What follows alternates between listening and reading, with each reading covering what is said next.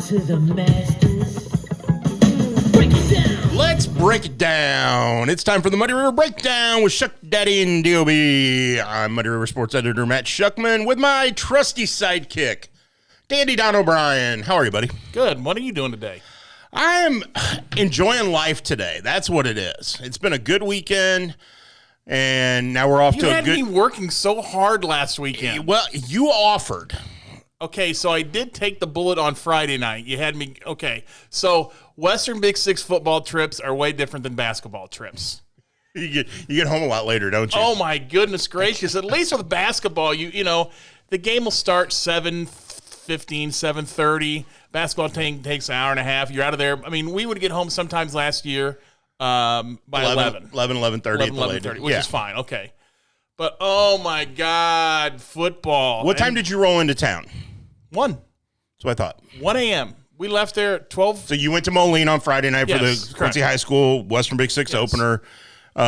You took the bullet for me. I was planning on going. You and your son decided, hey, let's go and walk the sideline. And Yes. Reed wanted to go, so you said, all right, I'll do it. Good way to get, because now, okay, so Reed and I have spent a lot of time with each other during the years because he's a big sport athlete and Yes. loves playing baseball and basketball. So I had a lot of time in cars with You've him. had a lot of windshield time hanging out with Yes. Reed. But once he got a license, the windshield time with Dad was out the window. So Doesn't once he surprise said he me. wanted to go, I was like, okay, that's a good way for me to kind of hang out with him for a little bit, Yeah. and do that. But the girlfriend went too, right? The girl, yes, his friend who happens to be a girl also attended. She is a very nice young lady. She is. So they went. They had a blast. They had a Good. good time. I want to. People are going to get mad at me for saying this no matter what way I say it. Okay, we'll say it then. So I'm going to say it. Just because something is old doesn't mean it's historic. What do you mean by that? They kept on calling it historic Browning Field. What's historic about it? I don't know. It was just old. Wharton Fieldhouse is historic. Yes. Love Wharton Fieldhouse. Love Wharton Fieldhouse. Browning Field. Flynn Stadium. Okay, well, let's use Quincy for an example. Yes. I would not call Flynn Stadium historic. Even though it's been around for 50, 60 years or Yeah. whatever. I would call Blue Devil Gym historic. Yes, because historic. Because there's history there. Yes. Things have There's happened there. history and I mean, granted, I am not the guru of Western Big Six, but I've been around long enough to know a lot of Oh, this, you are what's too. going- Who's above you in the guru of Western? Tom Johnson, maybe. TJ. TJ. He can't hold a candle to you. But I can't think of, like, historic What happened at moments Browning at Field? Browning Field. I mean, it's just old. Yeah. It is just old. It needs a refresh. Does it? Yes. I haven't been there in quite a few years, so. Yes. The least of which is, hey, would it kill you to get a turf field? I mean, Yeah. I think those things you see them across the board. You're starting to see them at the small schools. yes. So the big schools, it's almost a necessity. At the smaller schools, it's becoming a necessity. Yeah, although some school, because we were having this, Reed and I were talking about this. We were talking about who has turf schools and who doesn't. Mm-hmm. And like some of the smaller schools, like I can always see Camp Point Central having Grass field. a grass field. I can see Unity always having a Yeah. grass field. I can see, obviously the 8-man schools over on the Missouri side of the river are probably always going to have grass fields. And in Illinois right now, is certainly in our area, not very many of the small schools have turf Right. fields. Pittsfield's another one. It's probably always going to have Okay. grass. On the Missouri side, though, you're starting to see it more and more. Yeah. Palmyra, Monroe City, South Shelby, Hannibal, Highland. Does Clark have turf? I think Clark County might have turf. But you start to look at Northeast Missouri, and a lot of them have turf. The one you're bothered by the most is probably Palmyra, right? The way that they used to have the Okay, I'm not bothered by it. Okay. Okay, for a Because the couple of old reasons. timers, my next door neighbor who's an old timer, Palmyran. Yeah. Palmyran? Palmyran. He's an old school Palmyran. He doesn't like the fact that they moved. I absolutely loved the middle school field for a couple of reasons. That granite grandstand was a great place to sit and watch a game. Mm-hmm. And then the fact that on the opposite side of the field, on the west side of the field, they backed up the trucks. Yes. And they sat in the back of the farm implement trucks and the pickup trucks and sat and watched the games from those. Everybody could be stuck on a truck. Exactly. and it was great. It was a great environment. Was it a Now, home field advantage for them? I think so. I mean, I have not been in there enough to know because I could probably count. They on always one hand play. the time They always played I've been well when there. I was over there. Yes. At that field. Now their new facility, beautiful. Is it okay? I've The not been. turf is incredible. The stands look great. When you're driving, okay, so say you're coming north on Highway 61. I've seen it. You've seen the scoreboard is lit up with the time. Mm-hmm. So it could be midnight, and there it is. I mean, and you've got the cornfield to the south of the school. It's, the environment is set up. And if you're driving down Highway 61 on game night and the lights are going, it is cool as could be. Mm-hmm. So there's a lot of nice nuances there. Do I miss the old field and the way that was set up? Yes. Do I like where they have it at now? Yes. So you're good. You were good with the old, but you're equally good with the new. yes, it's I miss. Too bad they couldn't figure out a way to put those trucks on the east side of the field. Yeah. So so that they still have that sort of environment there, Ambiance, if you will. Yeah, but it is what it is. So just because so that's what they came away with. Well, and then night, Saturday night you saw another place with turf, which was a bully. I mean, I tell you what, they had that. Although I will say that. And again, that you went to Troy Buchanan for the Hannibal game, yes. And again, that's another one. If you're driving on Highway 61 on game night, that's a cool view. Yep. I will say though, I think that Troy might, and again, I don't know how long the visitors' bleachers have been there, but they're too low. I don't know that the bleachers. I don't know if people there can actually see what's going on with the game. Really? Because you got players standing in front of you. Okay, so time. they actually have the bleachers like on the ground, like Yes. they start them on the ground. Correct. Okay. Yes. There's no walk up. I mean, you walk up 2 steps. I think. That is one of the places in northeast Missouri, or as we're headed down towards St. Louis. I've never covered a game at Troy. Well, I didn't in think anything. I didn't think I'd be rolling home at 1 a.m. on Saturday either. No. But we had these lightning delays, and you have to do. I mean, you got to take the kids in, but it's just an unfortunate thing. Yeah. All the weather stayed south of us. I mean, Which- it rained for like 2 seconds. Right. But, So the weather didn't impact the game other than the long delay. correct. No, not at all. And boy, I tell you what a football game. That was a great game. I was because of the delay and because of things. I was able to watch Troy's YouTube channel and watch most of the game, at least the second half for sure. And I tell you Wow. what, we talked a little bit about him on here, and having finally seen Aeneas Williams play, I'm just saying that if you're a football fan and you want to see a high-level high school football player who will continue to probably play at a pretty high level in college. Yes. And, I don't know what happens to him after that, but Aeneas Williams is certainly worth the trip down to Hannibal to see. They're on the road again this week. Right. They're home a week from Friday. They're home next Friday. Yes. I mean, Here's the deal. he's unreal. He is. And he will. There's a lot of debate going on right now of who are the best players in area history and that kind of stuff. Where does he fit in that mix? He might be at the top. He's a junior right now, but he's done so much in his career already. And then he is the most coveted recruit in our area history. Ever, yes. Ever. I mean, look at who he's got offers from. Okay, it's a done deal. He's the most coveted recruit ever. Is he the best football player ever from this area? You can make a case. Put over him. I mean, I don't know. Okay, so I got to preface mine. I only go back to 1997. Right. So when you talk history, you're talking from forever. Of course. Okay. The kids today would not give anybody before like 2000 a look because I think you got to go back to late 70s to really kind of grasp. And when you hit to that era, you start with the Brad Griffey at Hannibal in the late. I think 79 was his senior year. Arguably Hannibal's best football player, or one of up until now. Yes. Then you start sprinkling in some other guys. And I'm just going to start on Northeast Missouri. Okay. You sprinkle in Michael Washington from Monroe City, Ron Rhino James from South Shelby. Both guys went on and played at Mizzou. A guy I'm doing a shuck on a truck with this week, Andre White from Monroe City, who played at Mizzou. And you start building, and then you got the Hannibal kids. You've got a Wentrick Williams, who is up on that list, and then, you start thinking, okay, well, what about the Palmyra kids? And, you start going and you go, I don't think there's anybody that I've seen who's been better than Aeneas.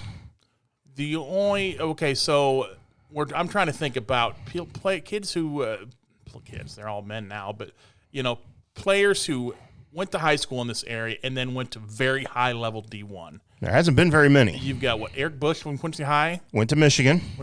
I mean, I'm talking like Power 5. I'm not talking right. I know. I know. Eric Bush went to Michigan. You had the ones you talked about that went to Mizzou. I don't know if there's anybody else. Jirel Brock at Iowa State. Iowa State, right? Obviously, right now having a heck of a year. But again, none of those dudes. At least I don't know Eric Bush's recruitment. You probably remember it because you were a little redhead. It was Eric Bush is the most similar, and when it comes to football recruiting around here, he is the most similar to Aeneas because the day one of the open recruiting period, you had Iowa's Hayden Fry, Illinois' Mike White, and Michigan's Bo Schembechler show up in Quincy. Pretty decent. Okay, but that ain't Alabama. That ain't Georgia. That ain't Ohio State. That isn't the cream of the crop. And I know college football is different now than it was then. Yes. You probably had a little bit more parity then, where it's really top heavy now. Well, but when you think about 1986, yes, Bo Schembechler was Holston Town. I don't think he ever did. But Bo Schembechler, I mean, Michigan was. Yeah, that's when you're talking cream of the crop. Yep, I get you. Iowa had Heisman Trophy candidate back in early '80s, Chuck Long. Yes. So you're talking guys who were cream of the crop then. Yeah. It's different now. The recruiting is different now, and we've heard so much in the last few weeks from the St. Louis Cardinals broadcasters, especially Dan McLaughlin, about. You got to get and see Albert Pujols before the season's through. You're seeing history. You're seeing one of the greatest Cardinals ever and all that. Get your kid there, do all those things. I think you could say the same in Northeast Missouri for Aeneas Williams. If you get the opportunity, go watch Hannibal play. He is worth it. Dude, our boys from the 6.8 Huddle want to come up and watch him. Yeah, I mean. People want to drive from distance to see this kid play. He's the number one ranked all-purpose back in the class of 2024. In the entire country. That's saying something.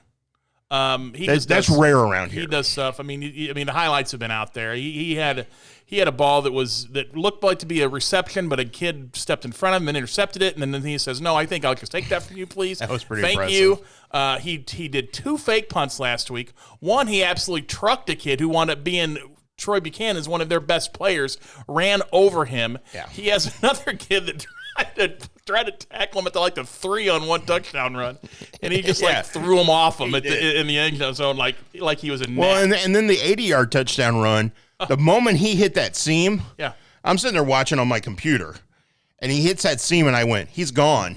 Yes, untouched. And it was like he just ran away from him. I mean, and I think that's the thing that separates him from a lot of players. Is not only is he physical, he's strong, but he's got that speed to run away from guys. That burst, which is probably I think that probably sets him apart. That's why he is so highly coveted. Yeah, the combination of it all, and he's a great kid too. Yes, willing to talk after wins or losses. Very mature for 16 as far as handling himself around adults and and having conversations and those sorts of things. Yeah. The other side of that though is you forget because you have Aeneas how good some of those other pieces are. And I know Hannibal's sitting at 1 and 2 right now. But I have zero worry about them. Exactly. Troy is one of the probably top. It's a top 10 team in Class 6. Well, they were a state semifinalist last year. In Class 6. They are. I mean, there's no shame. And Troy's got a very good team. They've got some players on their side. No their doubt. Quarterback was really good. They also had a couple other really, really good players. They got a kid who's going to Mizzou who looks some lion defensive end who is an absolute.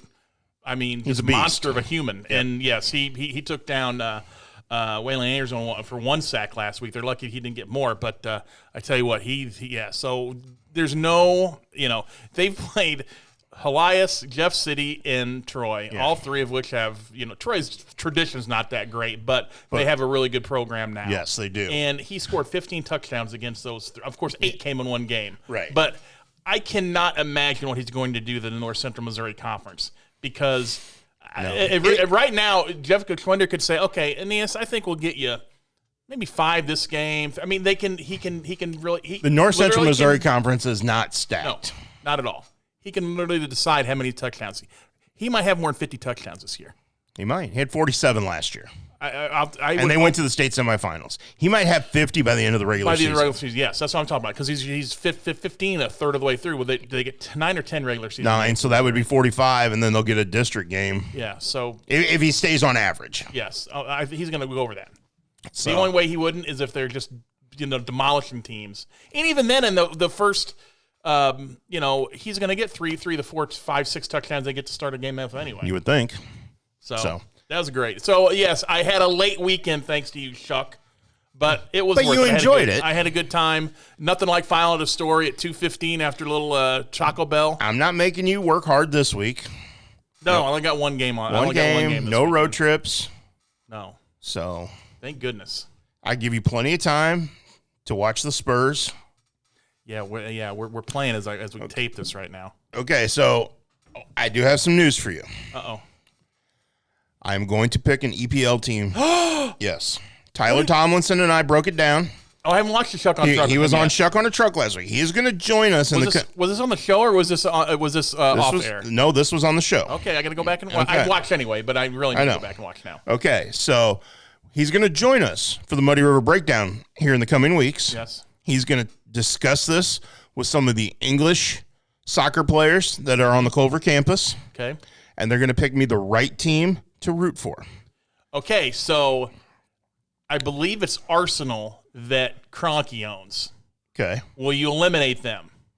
Will you eliminate the team that Kroenke owns? No. You don't hate Kroenke. Oh, Kroenke's your boy because you're Mizzou. You introduced me to Stanley. I did. I met E. Stanley Kroenke. Yes, you did. Yeah, he was a nice guy. Yeah, I Although know he put the screws to St. Louis and the Rams. Yes, I'm not going to defend that in So any way. you'd be okay with Arsenal then because you're homies with him. I always have gotten along very well with E. Stanley Kroenke. So Back do you in root the for day, Avalanche then in hockey? No, I'm a Blues fan. Oh, okay. But no, Tyler, because Tyler and I also discussed, like, what if our boy Hooch Yes. was a EPL fan? Like, what kind of team would he root for? So he actually talked to probably a bad one. Didn't they adopt a team one year? I thought. Yes, and I don't. Who remember. did they adopt? I don't Maybe that's remember. Brock. We'll have to talk about that. But anyway, so you're a heel. So I mean, the hooligans and all that. Like you're trying. What Tyler described to me was you got to pair up with the type of fan base that you would associate with. I don't know what I'm a Tottenham Spurs fan, but I don't know if we're heels or not. Yeah, I don't know if that you fit with that group or not. But I like them. I like their team. It's going to kill me to root against Harry Kane here in a few months when they play us in the World Cup. So, but I told him, and you know me well enough. Yes. I'm a traditionalist. I love tradition. I love those. So that's where tradition, loyalty, that kind of stuff. So that's kind of most of these clubs go back to like 1860. So I told him we got to find me a team, and I'll have to start watching and paying attention. Okay. That way we can break it down more. Oh, and that way I can bet you if you don't there pick we my go. team. Yeah. Are you gonna pick Spurs? You should pick Spurs. I don't know. I know I can't be on the same. I can't root for the same team as you. We root for the Cardinals. Well, yeah, but That's about the only one we have in common. But that's like. because you don't care about the Bulls. But we knew and about. I like making fun of Mizzou. Yeah, and like making fun of Illinois. Well, Illinois won this week, so 2-1. Wait, I tell you what, my magic number is 3. They got to get me to 5 wins so I win my bet. My magic number for the Cardinals going into this taping is 2. If they win 2 more, they win me my preseason over/under bet. for a number of wins. Yep. Very nice. They're going to win more than 2 the rest of the way. Yeah, I think so. Yes. I like my chance of cashing in that on that over/under of 84.5. Would you place a bet now? Because you're a betting man. Yes. Would you place a bet now that Albert hits 3 more home runs before the season's through? See, I think the odds are probably going to be good. I've always been I'm Mr. Negative when it comes to it. I don't want to say he's not going to do it. I mean, there's only 3 home runs in 3 weeks? Yeah, but still, he's hit 18 this year. Yes. Last year he hit 17. And a lot less and a lot more at bats. Yeah, he's a little better clip this year. He is. So I don't think he's peaking yet. Like he's not taxed out. Our guy's going to just like throw up spaghetti meatballs. No, I don't think so. I hope not. I want it to be legit. By the way, if I'm pitching, you're damn right, I want. Oh, who did he hit 700? Oh, Don O'Brien. Yeah, Okay, 7:15. Yes. Who served it up? Al Dowling. Exactly. Yeah. Let's go here. Let's go with 62 for McGuire. Steve Traxel. See, you get yourself in history. I know. You become an instant trivia question. So whoever serves up number 700. Okay, question for you. Yes. Would you give the ball back? If you caught 700, what would you do with the ball? Yes, I'd give it back to him. Hell yes. Yes. Now, I think it's nice that Albert the other day let 697 go to that family. Although my wife's talking to me about that the other day. I'm like, I'm selling that. What's the significance? Unless that becomes the last home run he ever hit. True. So maybe I'd like to ride it out for a couple weeks to see if that's the last ever Albert Pujols homer. To me, if you catch number 700, yes, you give it back to him. You give it back to him. Yes. And to me, like I saw a thread on Twitter and I've seen stuff on other social media platforms of, okay, here's the question. If you catch number 700 and you give it back to him, what are you asking for in return? Nothing. Nothing. If you want to give me like season tickets or something, or if you want to, if you want to give me I'll give me a selfie. Yeah, there you go. Me and Albert. Let me meet him. Yeah. Even that, I'm like, but whatever. I have. I mean, so. I have to. I mean, it's nothing. I mean, I've done interviews with him. You've done interviews with him. I mean, it's part of a scrum, obviously. Yeah, but I did a 1-on-1 with Yachty back in the day. Yeah. Back in 2006 when they were doing their playoff run, I talked to him about Josh Kinney, about that time, and he was cool as the other side of the pillar. One of the coolest guys I ever met in the locker room doing post game interviews and the clubhouse and stuff was JD Drew, because we ended up talking hunting and because when he found out where I was from and he had hunted in Pike County and Isringhausen was the same way, just genuinely good dudes that would talk to you as long as you weren't like berating them or if you were just human. What was your worst? Okay, I've got mine. I know my answer. What's your worst professional athlete interview experience? Ray Langford. What did Ray Langford do to you? Refused to talk. Like literally, why in the hell are you bothering me? You were in the Cardinal Clubhouse. Cardinal Clubhouse. Yep. And I told him I'm doing my job. I just had a question or two for him, and he said, "Nope, I got to go," and turned around and walked away. Ray Langford heel turn. Yeah. So you're not? Are you? Did that? Do you think differently of Ray Langford now? He had a bad day. So I don't remember. I think he had a good game. Like it wasn't like he had gone 0 for 4 with 4 strikeouts and he was upset about something. So my worst, and that was fine. I mean, I've been cussed at by people over the years. I've had every experience you can probably imagine talking to somebody in a post game setting. Did Norm ever yell at you? No. Norm never yelled at you. Norm got really mad at the people I worked for. but he the one time he got really mad about something he got mad about something I wrote, and it was something positive. Yeah. And I get a phone call, and it's his secretary, and says, "Will you please hold for Coach Stewart?" And I'm like, "Oh, this is weird." Mm-hmm. So get on the phone with him, and he starts chirping, and he was mad. And then I finally said, "Coach, did you read the article?" "No, somebody told me about it." I said, "Well, Coach, it was nothing but positive about how you're doing it." "Well, it still didn't need to be written. Come over to my office. Let's talk." So I went over to his office, and he just railed on a whole bunch of other people and a bunch of other things. He was never mad at me. It was so funny. But he and I had a great relationship. Obviously, me being from Quincy and him being from Shelbina connected us. But no, Norm never got mad at me. I got yelled at by Rick Samuels once. Why? Rick Samuels, for those most of the people that don't, they're like, who the hell is Rick Samuels? Right. He used to be the Eastern Illinois basketball coach. And I wrote something, I can't remember. I was a dumbass. It probably was, pardon my French. Oh, wait a minute. We're not on we're not on an actual airwave. I can say whatever I want. I wrote something dumb about how the game was so fun that more people worried. This was when you were covering EIU for the student paper. EIU. Yeah, I didn't cover a game. I sat in the stands one game. Okay. And more people were interested in some girl who had gum in their hair than they did the basketball. And you wrote about it. It was like a 48-47 game. It was just boring as paint drying. So I wrote about it. And the next game I show up to cover it. O'Brien, I'm surprised you had the guts to show up here tonight. It's like, my favorite dude, you are at the Mid-Continent Conference. Come on. My favorite funny story when it comes to a coach getting upset or with the media or angry with the media was Norm. And They had played Kansas on a big Monday. Monty Harge, after the game, got arrested for not paying parking ticket. It was something. Yes. There was he had missed his court appearance for whatever traffic violation it was.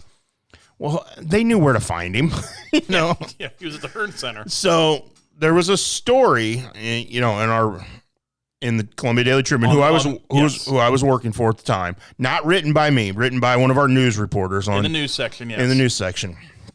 So I get a call the next morning from the SID at the time and wanted to know how he could find on our archives the Daily Blotter from whatever date.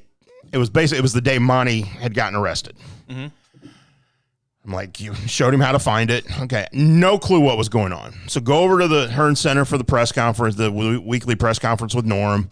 He sits down and the table in front of everybody, and he goes, I want to read something to you guys. And he starts reading the blotter. And he's reading Don O'Brien, $20 vandalism. And then he started injecting like his own commentary. Ooh, that's a good deal. Or, ooh, that's a rough, and he went on, and I bet it was 15, 20 minutes of just reading this thing. And he gets done, and you could see people were agitated. And I'm over in the corner kind of laughing because I know what's going on. I figured it out by then. And he goes, well, I had to waste my time dealing with a parking violation because da-da-da. So I thought I'd waste your time today too. And I'm rolling, and there are people. A couple of reporters got up and left because they were mad. Mr. Hand and Fast Times. Yes, it was hilarious. And of course, Norm looked over at me and winked because he knew I knew what was going on, and it just made me laugh because it was like, so what if Monty got ticketed for failure to appear on a traffic violation? Why are we bringing this up? And, and it was interesting. Have you ever had a moment covering any sport, professional, college, whatever, where you went in the clubhouse locker room or interview setting and just had that awestruck moment of, oh, wow, I'm here?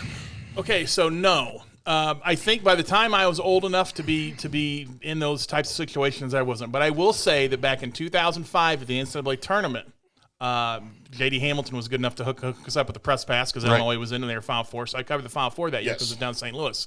So you remember who they played in the national championship game that year? North Carolina. Correct. Well, guess who was there? Your best friend. Michael Jeffrey Jordan. The guy who met you on whatever date that was. April 12th, 1987. There you go.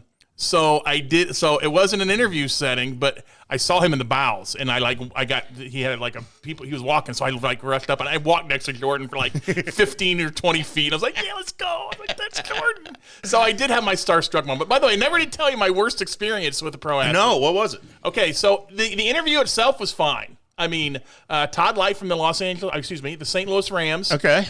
We talked after one playoff game. But he was just naked. He had a towel on, it fell off, and he was as naked as the day he was born. Yeah.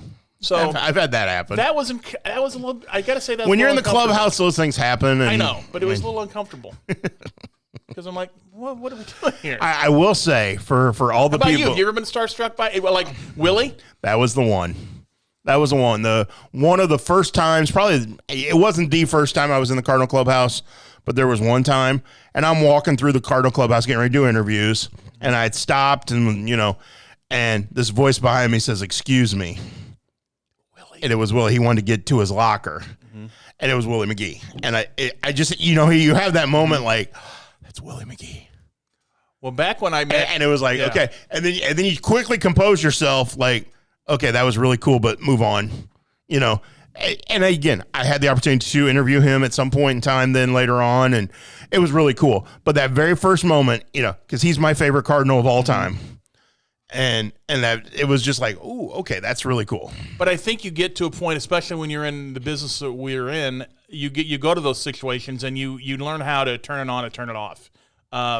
Because I've been from closer to me to you to Tiger before. I love Tiger, but I wasn't like, oh my! I wasn't like fangirl or anything. No, I mean, I've I think the biggest thing you learn as you go through this, and especially as you grow in our profession, is you start to realize maybe when you're young and you're 21, 22, and you're getting to do these things for the first time, It's like, oh, wow, that's so-and-so. Yeah. And you almost don't want to go ask them questions.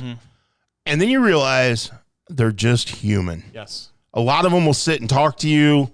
If you're professional about how you do your job, if you treat them with respect, they'll do the same to you. I remember the Cardinal Caravan came to Hannibal one year. Ken Reitz on it? I don't remember, but Jason Isringhausen was. Yes. Okay. And so they brought him in, and they're going to have a little media session. So they had this little media session, and they probably had 15, 20 minutes before they had to go up on the stage and talk to everybody. And so we were sitting at this table back in the back corner of the room, and I sat there and had a 15-minute conversation with Isringhausen talking about they had gone out the night before they came on the Caravan. They'd come into St. Louis, had partied, had slept on the bus on the way to Hannibal, and a little bit. And he didn't know me from Boo, but we just had a conversation. Just sat there and talked about things not related to baseball. It was cool. Should ask him about hunting. He's a big hunter. He did. Well, he and I did have conversations about that at one point in time. And that was the cool thing when some of these pro athletes who you go to the Cardinal clubhouse or something like that, they know who the Post-Dispatch guys are. They know who the St. Louis radio guys are, TV guys are, and all that. They don't know who all these other people are. Yep. But they start to remember you when you've been there a few times. They at least recognize, oh, you've been in here before. That type of stuff. Chuck, believe it or not, you're memorable.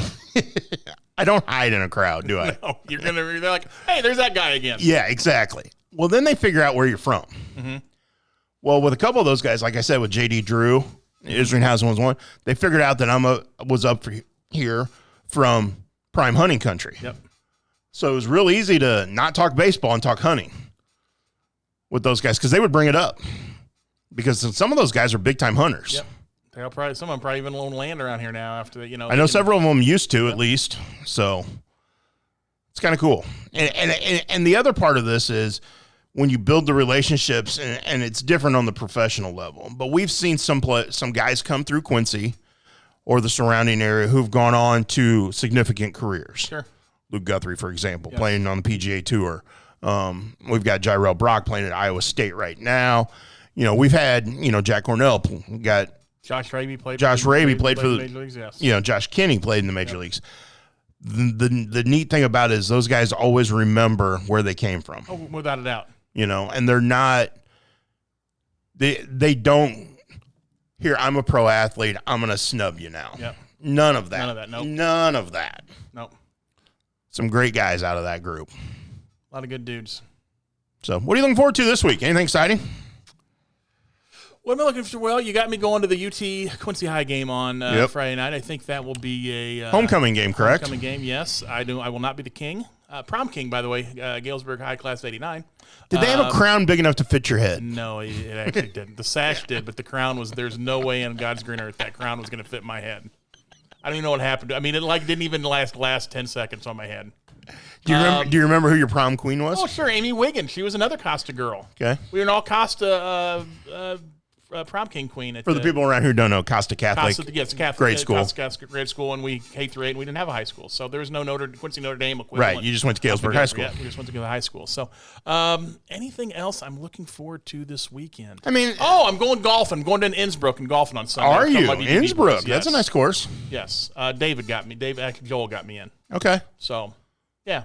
Other than that, it's probably the last time I played golf all year. No, I'm telling I checked that. I'm going to play in the Quincy High boys basketball golf tournament in a few weeks. Last year, as me and Lep had to play a 2-man team because I didn't have any teammates. Oh, that's sad. You were too busy. Yeah, I know. Busy working. Everybody else is busy working. Well, last year I couldn't play at all because I had to have knee surgery. That's true. So. That's true. So anyway, no, this will be my second to last time playing golf this year.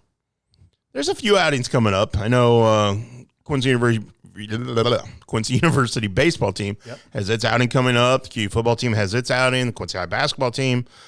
So there's a few chances to get back out there and play if you want to get in a scramble event or something like that. We didn't even talk about I was wanting to talk basketball this week. We didn't even have time. We're almost out of time. Well, we can talk. We can talk. What do you want to talk about basketball? Well, we got the shootout schedules are out.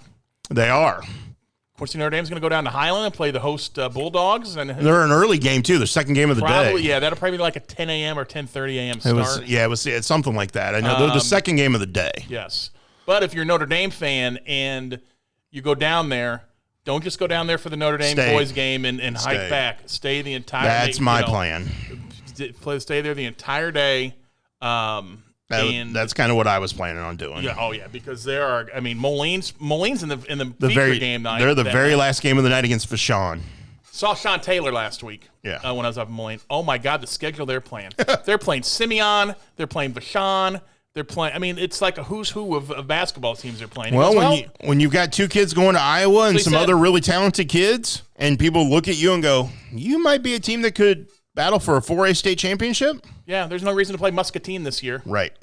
I mean, nothing against Muscatine. But this is big boy basketball. And then the Quincy High School shootout schedule came out. A lot of really good teams in that. Blue Devils will be playing Kansas City Staley, who they played this summer and were fortunate enough to win, but the summer ball means nothing. Right. Casey Staley is also playing at Highland. You'll get to see them early. That's right. Can't remember who they're playing, but that Highland shootout, it's so good. I mean, both shootouts are fantastic. Oh yeah, I'll spend all Friday evening. I may just sleep at Blue Devil Gym this year. And if you're a Blue Devil, okay, so I'm gonna start my rant right now. Oh, okay. So what? The Blue Devil fans, you love basketball, right? You do such a great job of supporting the Quincy High boys. Yes. When they play, especially on Friday night, stick around after that game because St. Rita's playing in the game after the Blue Yes. Devils on Friday night. And I St. can't Rita remember is who they're- loaded. Oh my! I mean, if you're to One to kid's ask committed me, to Illinois. yes, and they have the top 3 juniors in the state on the same team. Correct. And if you're to ask me who'd I put money on to win Class 4, St. Rita. yes, without So a doubt. yes, I agree. I agree that Quincy High School all basketball fans should stick around. Don't empty the gym because the Blue Devils are done. On those 2 nights. But I will also say this, and I've said this all along: there shouldn't be a game after the Quincy High game. I agree. Yes. And I get they want to get these games in and get these teams games and all that stuff. But your marquee game both nights is the Blue Devil game. Because that's who people here care That's about. who people here care. They will come. The gym will be pretty packed throughout the day, throughout Friday evening, and throughout the Saturday day. There will be a great crowd there throughout. Yep. But the most important game to fans around here will be the Blue Devil game. Yes. So make it the final game. Make it the marquee game. Yes. That would be my suggestion moving forward. I've made that suggestion before, and I will continue to trump that one. So I'm pumped. I mean, we still got to get through football season, but We got a lot of time between now and then, but there's people excited. I know there's excitement on the college basketball scene around here. People are already chatting me up about that, so it'll be here before we know it. thank goodness. But right now we got a lot of football to A lot of to football. deal I with. got to go do more. I got my marching orders from you for Friday night. Take care of What are you business. going- What are you doing this weekend? What I do am you got going on? Friday night. I will be at Brown County. Oh, Brown Cow Central. Brown Cow Central. How now, Brown Cow, taking on 2 3-0 teams in a traditional rivalry, and so we're going to do a special shuck on a truck. I've already kind of worked out some plans with the Brown County administration. We're going to put the truck in one of the ends, behind the fence at one of the end zones, and we're going to do some fun stuff. And we're going to talk to somebody at halftime. We may even do Facebook Live or something like that just to make it a little different. I wish I could be there, but I'm going to be working for you at Flint Stadium. You are, And and Notre Dame's on Saturday again this week, right? Notre Dame is on Saturday afternoon, 1 o'clock, Against Hayti. Hayti.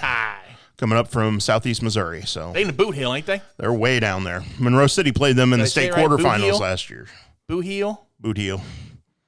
Okay. So, so that's going on, and I think we're going to try to do a few more games like that where we go and hang out at a game, on the tailgate of the pickup and try to give some love to our area teams and our area That play, communities. I mean, it won't be Quincy High versus Notre Dame. It'll be but packed. there'll be a lot. It'll be You can. Where is it? You said it's in Mount Sterling, right? yes, it is. Okay, so the what makes up Camp Point? Camp Point will be empty on Friday night. Last one to leave. I don't know if we'll see anybody in Clayton, Coatesburg, Yeah. Paloma. Paloma. There's a diner still in Paloma. Yes, it is. Who knew? So, and there's a new place open in Camp Point, Jersey's Bar and Grill. It's on the business square, right by the park. Have yet to get in there. We went one day and didn't even know it existed. And drove past it and went, whoa, what's that? So making plans to go up there and check that out sometime. So get there early if you want to go on Friday night to Mount Should be a lot of fun. Yes. You never know. We might have might throw a Muddy River Sports trivia question up on the video board during the game. And could you win something? Yes. So we'll see what happens.